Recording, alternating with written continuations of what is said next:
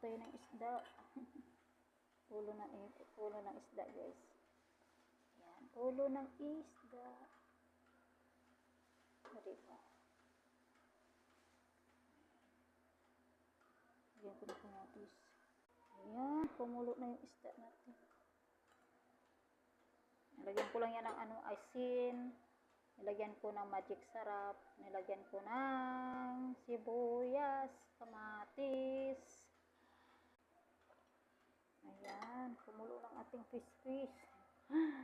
Ang ating isda, kumukulo na. Ayan, ulo ng isda to siya, guys. Ayan. Hindi ba sarap-sarap? Wala kasing kulay eh. Walang talong. Kaya wala akong mailagay dyan. Yan na lang. Sabaw-sabaw lang. Higop-higop tayo ng sabaw na mainit. Ayan. Maghigop tayo ng sabaw na mainit.